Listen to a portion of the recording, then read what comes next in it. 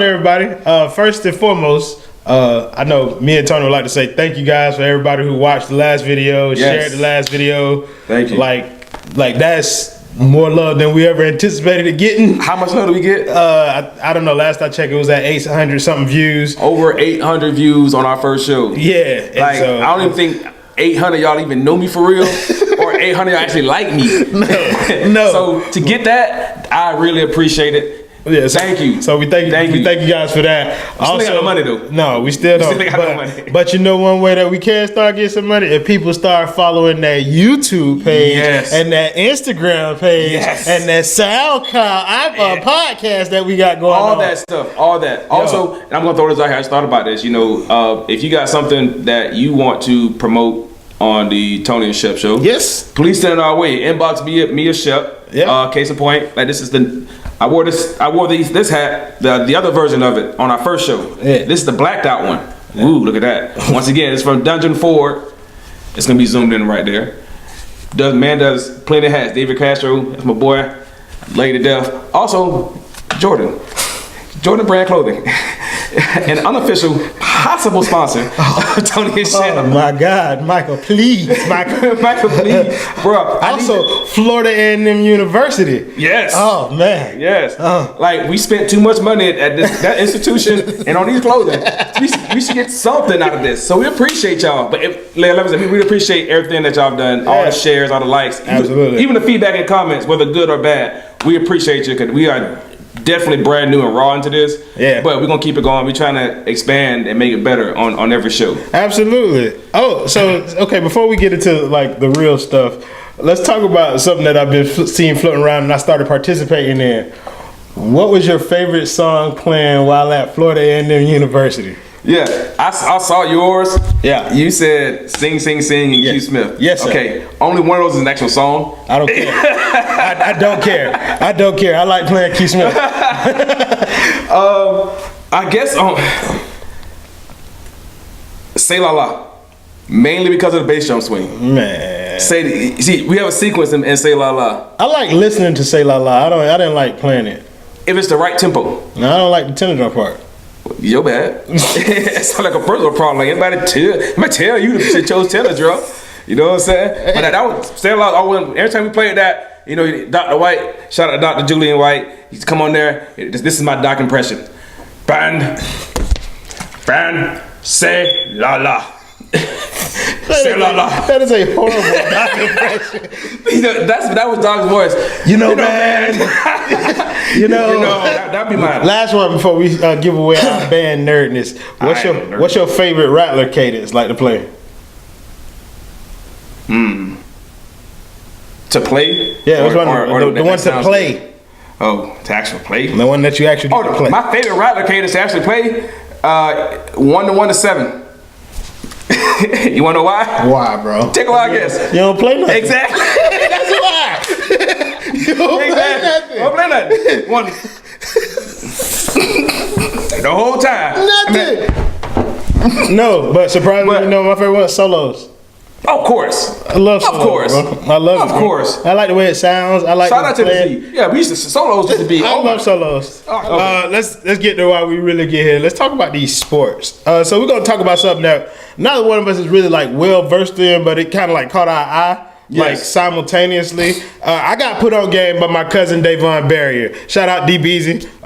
My cousin put me on Claressa T-Rex Shields. She's a professional female boxer from Flint, Michigan, and has been dominant in her team. Drink the water, though. Man, that's probably what gives her all that strength. Probably she's so angry. She got the strength of the Black Panther.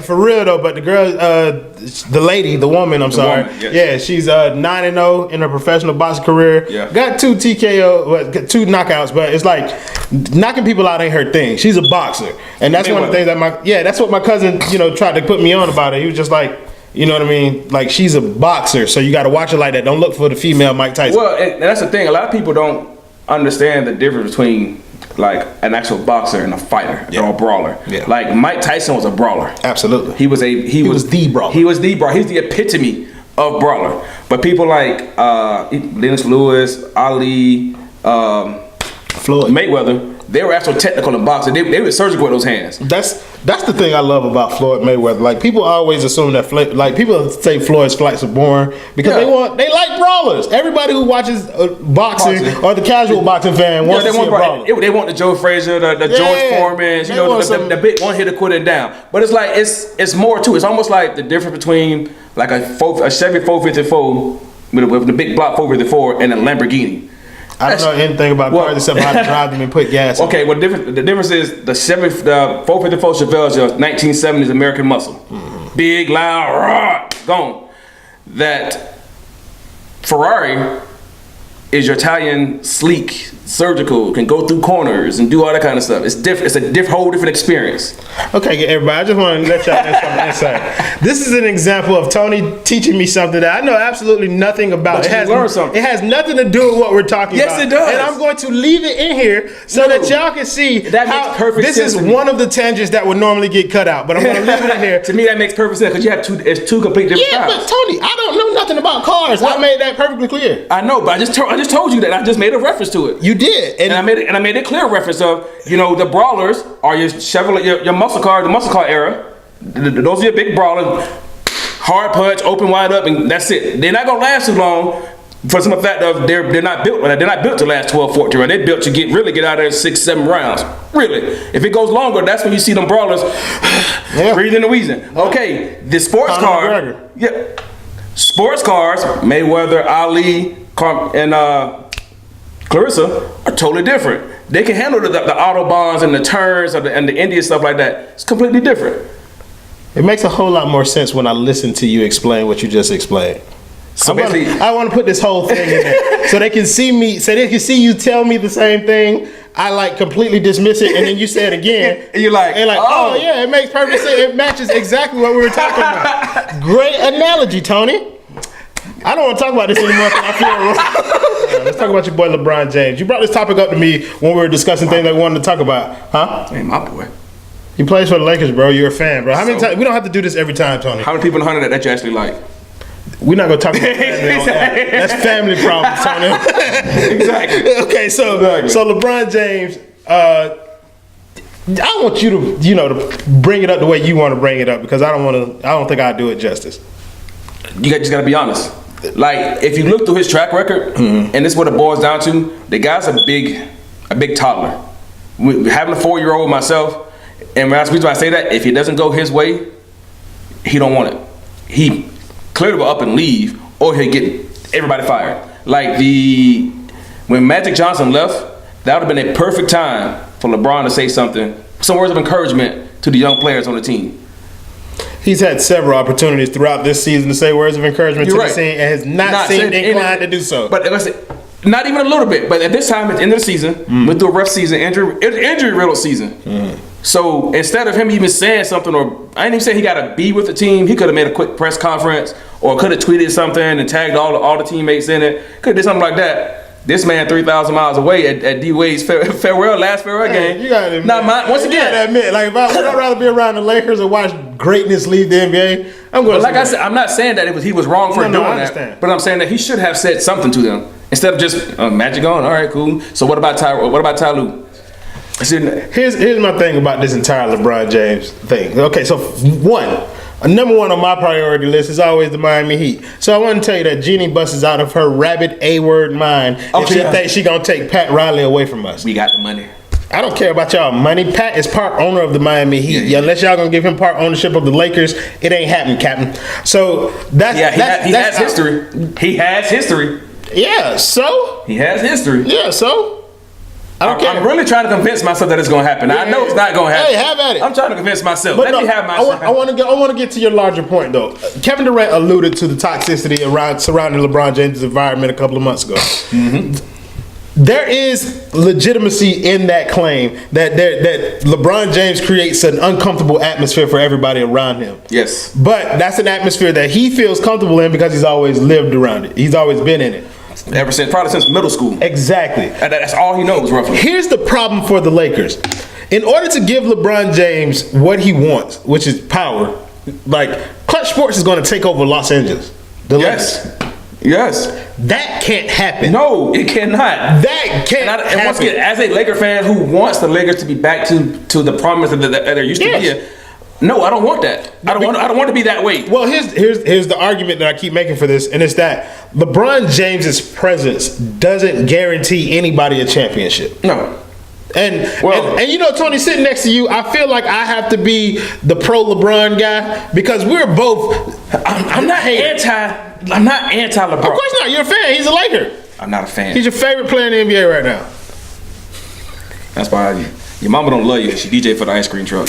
I've been on people all day, Tony. I saw that. But no, like I said, I tell people all the time. I respect the man. I respect his game and all that. But I don't like the way he goes about things. I just do not like it. Like I said, it's this whole me thing. LeBron James is an only child. You have brothers and sisters? I'm the oldest. Yes, as am I.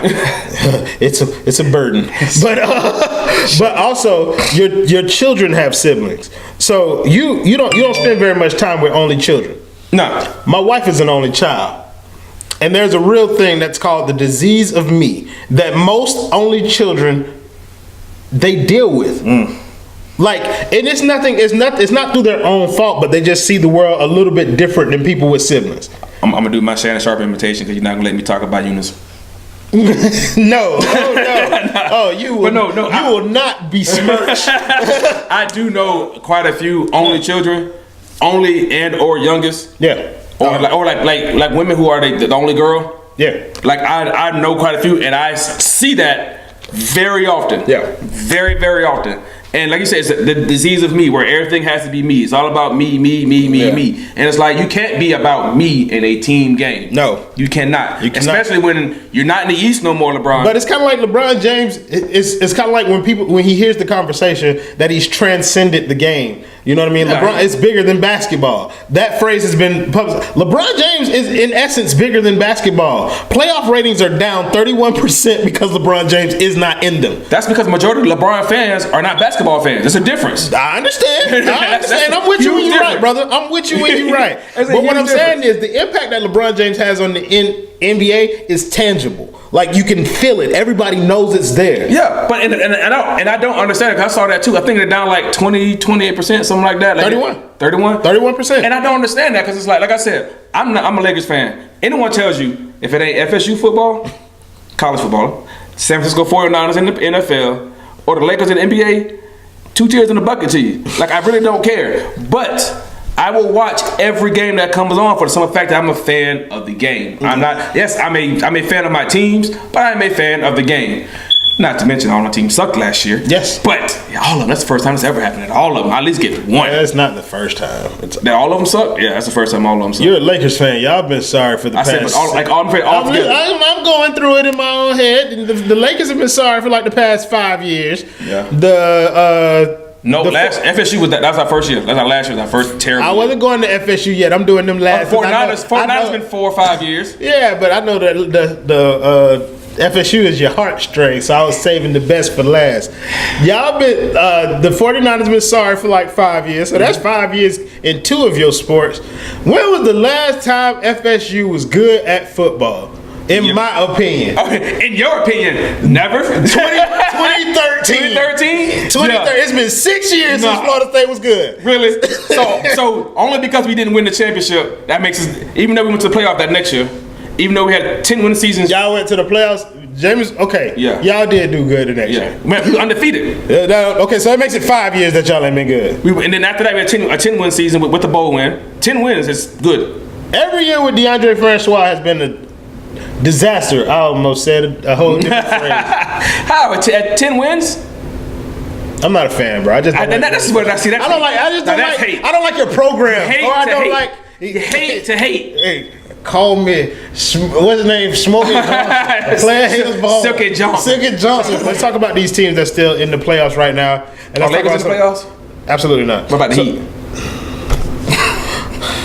Almost. we almost made it. Like Brandy said, almost. For real, bro. Like, we was almost there. We almost made it around Christmas time. That hamstring ruined everything. Growing. It's growing. Whatever. Who cares? Like, I hate LeBron James. I don't like that much either. So let's talk about like some of these series that's going on. So right now we got the Celtics in Boston. The Celtics are up 3-0, and pretty much the story of every game has been the Celtics. The Celtics in Boston? Or? The Celtics and the Pacers, bro. I'm sorry. I just got off work. I'm tired. Like, but the Celtics and the Pacers have been the series, and the story of this series has been pretty much the same every game. Like, they keep it close through 3 quarters, then Kyrie Irving does what he wants. 3.5, I would say. Like, it's literally like 3.5 quarters. And then Kyrie Irving does what he wants. And Jason Tatum has been... He's been really good lately. Yeah. Matter of fact, I didn't see much of Game 3. Game 3 just happened, right? It was Game 3? Game 3. Yeah. The first 2 I did see, the Pacers was leading. I think they said like through the first... Let's see, between the first 2 games, the first 6 quarters, the Pacers had won like 5 of them. They just can't close it out. They don't have that score. That's what makes the playoffs different from the regular season. Yes, it does. It makes it complete difference. One team is Kyrie Irving, your team does not. But yeah, see, the thing about this though is it's kind of like with Boston. Everybody made a lot about Boston's regular season, and I did too because I thought it was like writings on the wall, like maybe this won't work. But the playoffs have actually shown the team that everybody thought Boston would be all season. Just kind of like they scrappy at the beginning, and then when the time to close out games, they give it about Kyrie Irving. But I wouldn't see it's too early. I think that that's going to serve them well in the playoffs. I think that they can potentially be one of the teams that make it to the Eastern Conference. I mean, I see them coming out of the East. The only team I see that can even stop them really is Toronto. That's tough though, because I don't trust Kyle Lowry with my life. At all. Yeah, I don't trust Kyle Lowry. Twice he scored 0 points in the playoff game. I don't you play 30 minutes of basketball and don't score 8 points. Your team scores 100 points and you don't score 8 points. I do not trust Kyle Lowry. When you have Marc Gasol, Kawhi, and what's the hot chili pepper dude? He said Marc Gasol, Kawhi. Yeah. And you talk about Pascal Siakam. Yeah, there you go. Pascal Siakam has been really impressive. Now, once again, I look more deeply into things because when you look at the level of competition, like yes, he looks great against Orlando. Or let's not do a disservice to Orlando. Orlando has been balling too. Like I think what happens with Orlando is the same thing that happens with most teams that only have like one legitimate player. Like you just get ran over. But like the other night, legitimate player over there? Nikola Vucevic. I'd rather say Zach LaVine. No, man. Zach LaVine's not over there, but Vucevic is an all-star. Like, he made all-star team this year. But see, I just look at the East. When you're at the bottom of the East, it's playoffs, you're at the bottom. Like playoffs come in and you come in at the bottom of the East. Yeah, they're bad teams. Yeah, exactly. They're bad teams. Matter of fact, I think Orlando was 500. Like they literally like 40. They're like right there, like 41 and 41. We got Boston and the Pacers, 76ers and the Nets. Philly's up 3-1 right now. Once again, to me, it's like, and are you surprised? Kind of. I mean, I actually liked Brooklyn in this matchup. I don't like Philly's team. I would take Ben Simmons. Yeah, over like individually the players that they have over there. Ben Simmons, Joel Embiid, JJ Redick. I would take them 3 over put them 3 against anybody else over there. Yeah, D'Angelo Russell. Okay. Right. And D'Angelo Russell. That's what I'm saying. That's where the list ends. So that's how. Like you get a good game every now and again from Claressa LeVert or something like that. Like, Brooklyn Nets still have Jared Dudley on their team.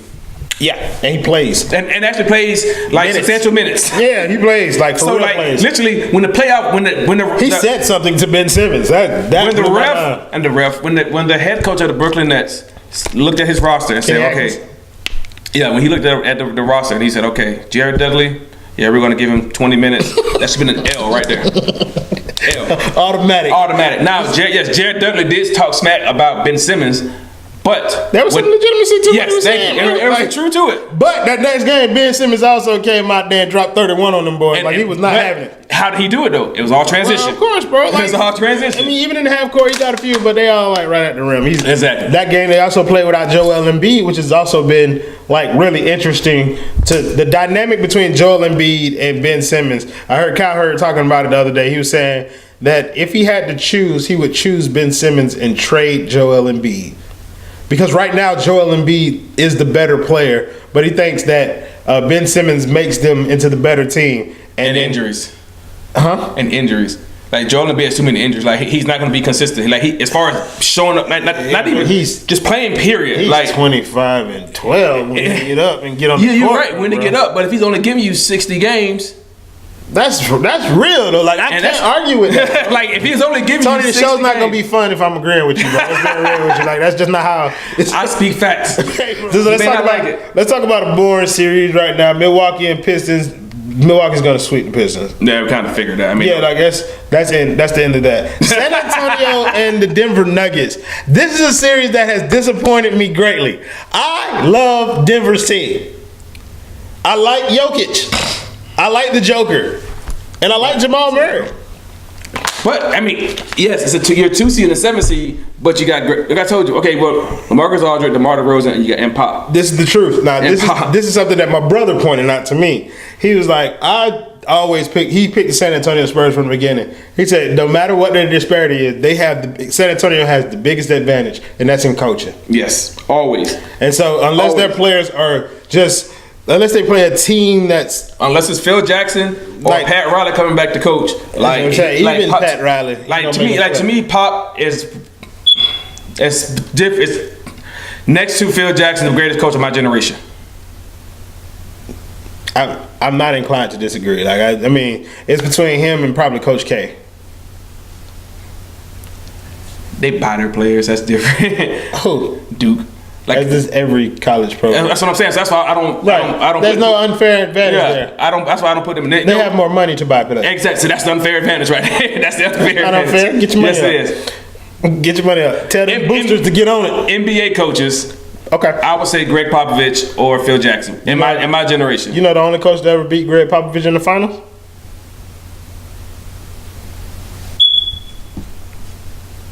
Eric John Spoelstra is his name. Sweet Jesus. Okay, so let's get down to some more of these playoffs.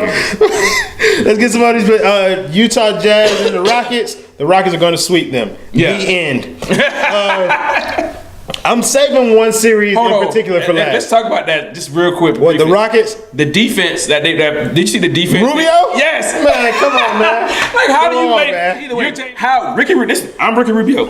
And I'm James Harden. Here's our reenactment of Ricky Rubio. Well, I got on blue. I got to be blue because I'm Ricky Rubio. And you got on red, so you James Harden. So I'll be Ricky Rubio. And I'm James Harden. Hold on, wait. Let me now stand up.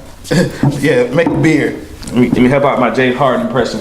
Yeah, the camera is the goal. You see what the lengths that we go through to illustrate something for you guys? We love you. Fear the beard.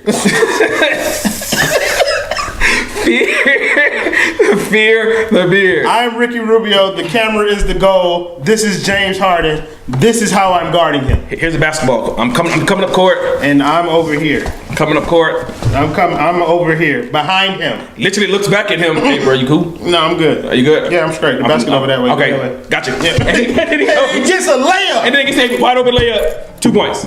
There's no way if you were playing in a basketball game on national television in the playoffs that's the kind of defense you're going to play. No, absolutely. That's why they're going to get swept. We said that at the beginning, Tony. I don't trust Harden too much either now.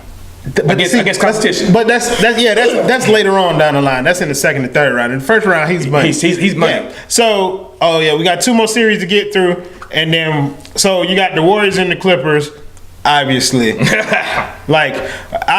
game 2 pissed Golden State off. Yeah, that's pretty much it. In the words of my homie D.O.B. Danny O. Burke, shout out Danny Burke, you woke a sleeping giant. That's really what happened. They were talking about how many shots at KD and Patrick barely locked him down. But listen, blah, blah, blah, all this. And he came back, 38, 36, something like that. On 14, I think he was like 14 or 23 shooting. That game was over 7 minutes into it. Yes. So now I want to talk about this last playoff series, which has personally been my favorite one of all of them. And that's OKC versus Portland. I've always been a huge Dame Lillard fan. Dame Lillard, Westbrook. If I had a choice between the two, right now. Dame Lillard. Give me Dame. Yes. Give me Dame Dollar. Dame Dollar. Like Dame Lillard. I mean, Westbrook, Mr. Triple-Double. Yeah. He's had 3 seasons consecutive averaging triple-double. First time in NBA history. First time in NBA history has ever happened. Mm-hmm. But I mean, I think right now he's shooting 20% from the three. Come on, man. He's like 35% from the field. You know, like free throw line, he's just as bad as LeBron at shooting free throws. Like he's not. He's not. He ain't it efficient he at ain't all. It, bro. He ain't it. He's not. Long story short, Russell Westbrook can get you to the playoffs. He can't get you through the playoffs. Okay, so yeah, now we got down to the last topic. We don't want to do too much NFL right now because of the playoffs and stuff like that. But you know, something very big happened, and I got signed. It's going. Absolutely not. But yeah, well, something big did happen, and it's actually going to hurt another team. So, but I just want to talk about it. Russell Wilson signed 4 years, $131 million contract. He get a $65 million signing bonus. But people don't realize when the signing bonus means is once you sign your name on a contract, there's a check issued for $65 million.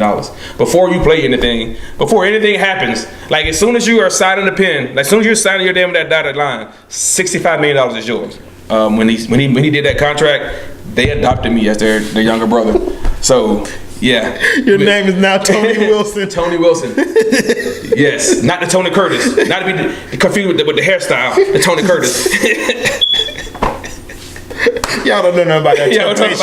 Temptation. Y'all don't know. Quick Temptations reference out there. Yeah, man. But yeah, the $65 million signing bonus. He has the highest paid contract ever. I believe that's part of LeBron James' effect on the NFL. Like the player empowerment movement, the way that these players are going for like guaranteed money in the NFL. So now you got people like Khalil Mack, Aaron Donald, Ty Gurley. All these people getting this big money from the NFL is starting a trend that they're not going to be able to stop. It's one of those things that, and I wouldn't say it's LeBron James. It's just that I feel that some people just finally woke up and just but you NFL. Yeah, because you see NBA players getting this money. Yeah, and why are they getting it like this? Because of LeBron James, bro. The way LeBron James did like his free agency, it set a blueprint for people to do their free agency. You mean when he went to Miami and cheated? Absolutely.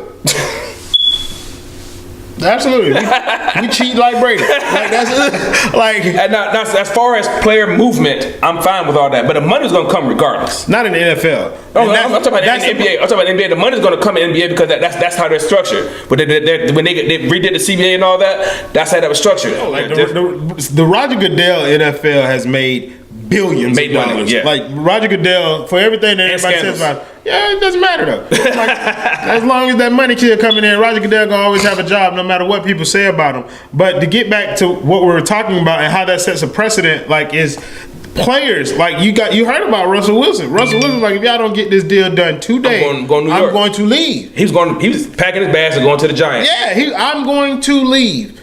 What they did, pony up that money. That's what I mean by player empowerment. Players, Aaron Rodgers, if you don't give me this money, I'm going to get a coach fired.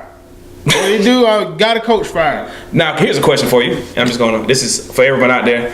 So Russell Wilson, brother Russell Wilson, my brother, my adopted brother now, just signed $141 million contract. 141, right? 131. 131. So I gave him extra 10 because I like him. Because he adopted you. That's what you do for your brothers. That's what you do for your brothers. So, and then that's him and Sierra money now. No, it's not. They're married. They ain't boyfriend and girlfriend. Yeah, right. So that means that's Sierra money. Long story short. The kid knows. Yeah, the kids know. Now my question is, and I saw this on Facebook. I don't know if it was real, so I'm not going to say where I saw that. Of course, I saw it on Facebook. Okay. Facebook don't lie, apparently. If you were Sierra, would you take Future off child support? Because would you not $131 million? Do you need it?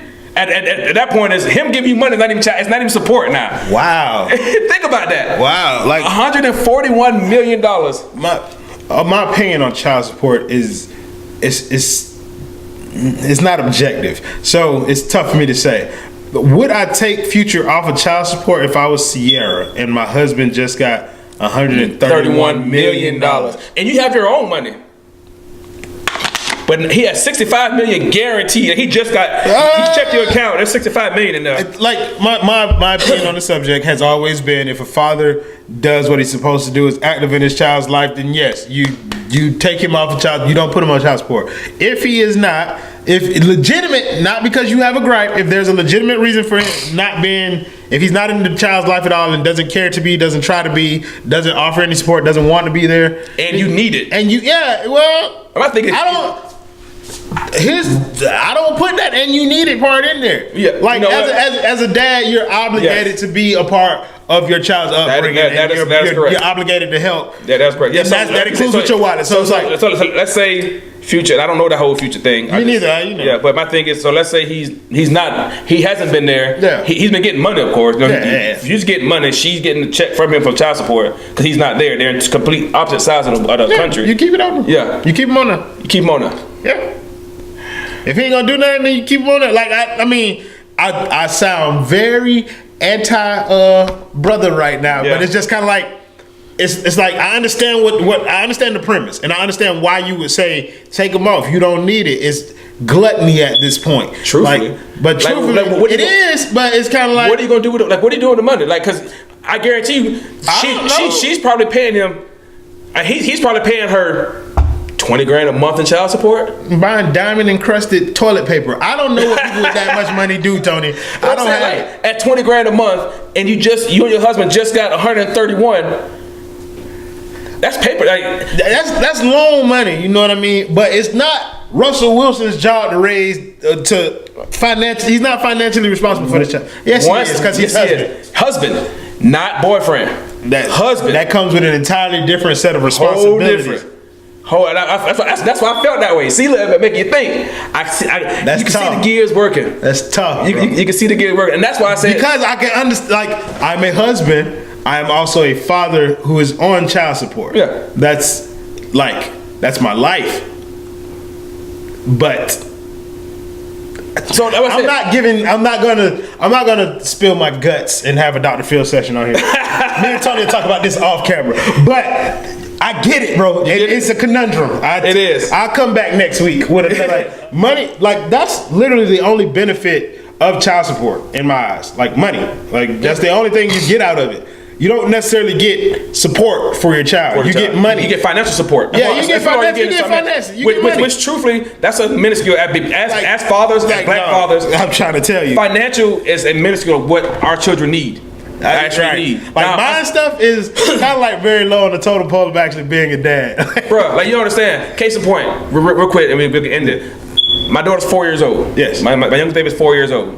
I always, like, you see me, everyone, you see me, I'm in J's, and I wear polo, all that kind of stuff, and I buy my baby, and I got 11-year-old, I buy them the same thing, so we all looking fresh. Yeah. Looking good. Went to the mall yesterday, for them being my junior nurses, we went to the mall, and I said, they can pick out any shoe they want. So the new 14s just came out.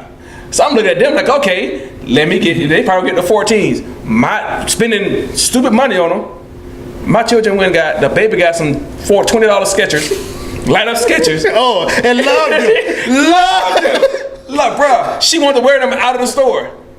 $20, that's $30 Skechers. You let her. And my 11-year-old, she wanted some Filas. And I'm like, but it shows that when people go out and do all this stuff for their kids, thinking they're doing it better for the kids, you're not doing it for the child. That's for show. Yeah. See, your daughters are younger than mine. You have an 11-year-old. My daughter's 13. Right. Yeah, she's right there. But you understand what it's like when they start to change. You know what I mean? That 11-year-old starting to change on you. Yeah. My daughter's 13, and one of the things that I do, you know what I mean, just a little secret, like, I kiss my daughter and tell her I love her every day before she goes to bed when she's here. One day I decided not to do that because I was tired. She cared more about that than she did about anything that I had ever bought. She was not pleased with me. Nope. That next morning, and that lets you know, like, money is great, but it's only part of it, and that's the reason why child support is. So that's what I'm saying. So we're gonna wrap up on that segment, but we're gonna talk about that. That's gonna come back to that, because at that point, what do you? Hey, if y'all read the description, it says Tony and Shep talk about sports and stuff. This is the end stuff. Sports, it's bread, and then the end stuff. It's stuff. It's out there. It got stuff in there. Yeah. Shout out to my cousin Jordan Fields and Creating Good Problems. Ania Sangster, you know what I mean? AH3, you know, I'm all on board with that project. Shout out to my other cousin, Adrian Carter, and Soul Shirting. She also got some other business ventures that she's coming out with. I'm not entirely sure how public she wants to make them, so I'll let her tell me when it's an appropriate timing. Yeah, who you got to shout out today, Tony? Always first and foremost, shout out to any and everyone who's even clicked this. Absolutely. Yeah, the last people on our first show, I want to thank each and every person that clicked, liked, commented, shared. Once again, shared, whether good, bad, or indifferent, that you found it not robbery to take some time to support two homies and support two homies that just love to talk sports and we talk life. Yeah, it's not even just sport. We talk sports life and stuff. Please go to the not the FAMU page. Go to his IG page, the Dungeon Forward IG page, and check him out. Inbox and let him know that you saw it on Tony and Shep. I get nothing free. I get nothing out of this. Like, I paid for this stuff, but that's my man. But that's what we want to do. Yeah, like we're gonna do that with everybody. My wife just texted me. Shout out to Hooks, which is a restaurant in South Florida that she likes to go to. Shout out to Hooks. Last thing for everybody who's been inboxing me about sitting with the Shepherds, me and Uni are going to record an episode really soon, so that you guys can get an update on where she is with the pregnancy, how she's dealing with the baby, where we are together, the doctor's appointments, and all that kind of crap. We're gonna go ahead and we're gonna push that out pretty soon. This is what we can do. Y'all let us know what y'all want to talk about. We actually got an email too, y'all. I forgot about that. Tony and Shep Sports at gmail.com. Yes. Like I said, make sure y'all following us on Facebook. Make sure y'all follow us on Instagram. Hopefully he put like a little train at the bottom that says it, so it's gonna be like right here. Yeah, I'll put your hand somewhere. I don't know how it's gonna look, but yeah, I'll do something because he said that. But yeah, follow us on all these social media sites and all that kind of stuff, and look out for more videos. We're gonna try and do them more consistently. Try and keep them every week for you guys. So really that's it for me. That's all for me. Once again, appreciate it, my boy. Oh. Yeah, that was so. You know what? Give me 5 on the black hand side, my brother. Yeah, no, but I felt so awkward just then, like the white black guy. Yeah, give me some pound. That was definitely a white black guy moment. Right, I'm literally here, and you held it. It wasn't a quick. It wasn't like someone coming. No, you just like. That lets y'all know the dynamic that we're working with. Yes, here. like we from the same hood, but we not. Yeah, like we're different, but we're the same. We're different, but we're the same. But that's my man, 100 grand. So absolutely. We appreciate y'all once again. Hopefully we get another 800 something followers. Likes, views. Followers will work too. Yeah, followers are great. That'd be great. Yeah. Follow that Instagram page. That thing got like 10 followers. I literally sat here on my Apple iPhone and went through, I think, my entire friends list and invited everybody. So if you got to, like it twice. I'm trying to tell you. Share it. That's all we ask. Like it doesn't take nothing. I see people like these World Star videos and stuff like that. And y'all won't like us. I mean, come on, it's us. Y'all know us. Yeah, y'all know us. Like, I ain't never gonna hurt nobody. We're your friends. We're rambling. Yeah. Bye! Holla. Oh, shout out to Dio. Absolutely.